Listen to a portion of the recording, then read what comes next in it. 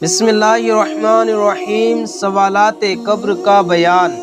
سوال: کیا منکر نکیر کے سوالات صرف مسلمانوں سے ہوتے ہیں یا کفار و مشرکین سے بھی؟ جواب: مسلمان یامدئی اسلام منافق سے ہوتے ہیں، کفار و مشرکین سے سوالات قبر نہیں کیے جاتے۔ سوال: منکر نکیر دونوں مل کر سوال کرتے ہیں یا ایک؟ جواب: کچھ لوگوں سے دونوں اور کچھ لوگوں سے ایک ہی سوال کرتا ہے۔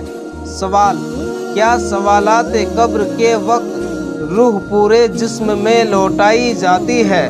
جواب: حقیقت حال تو خدا جانے، البتہ بعض یہ کہتے ہیں کہ روح پورے جسم میں لوٹائی جاتی ہے، بعض کہتے ہیں کہ صرف سینے تک داخل ہوتی ہے، اور بعض اس کے بھی منکر ہے، وہ کہتے ہیں کہ روح جسم اور کفن کے درمیان رکھی جاتی ہے۔ سوال: کیا سوالات قبر تمام مسلمان مردوں سے ہوتے ہیں؟ جواب: مستثنات چھوڑ کر تمام مردوں سے سوالات قبر ہوں گے، یہاں تک کہ کوئی آگ میں جل جائے یا پانی میں ڈوب جائے تو ان سے بھی سوال ہوگا، اور وہ وہی ثواب و عذاب پائے گا۔ اسی طرح اگر کسی کو جانور نے کھا لیا یا مچھلی وغیرہ نگل گئی تو اس کے شکم ہی میں سوالات ہوں گے، اور وہ وہی ثواب و عذاب سے آشنا ہوگا۔ سوال: وہ کون لوگ ہیں جن سے سوالات قبر نہیں ہوتے؟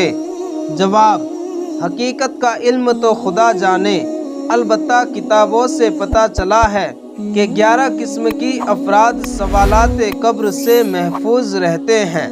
نمبر 1 انبیاء کرام، نمبر 2 شہدائے اعظام، نمبر 3 کفار سے مقابلے کے لیے اسلام سرحد پر گھوڑا باندھنے والا، نمبر 4 طاعون کی بیماری میں مرنے والا، نمبر 5 زمانہ طاعون میں مرنے والا خواہ کسی بیماری سے مر جائے، نمبر 6 صدیقین، نمبر 7 اطفال مومن، نمبر 8 جمعہ کی رات یا دن میں مرنے والا، نمبر 9 مرض موت میں سورہ اخلاص پڑھنے والا، نمبر 10 ہر رات سورہ تبارکہ پڑھنے والا، نمبر 11 رمضان المبارک میں مرنے والا۔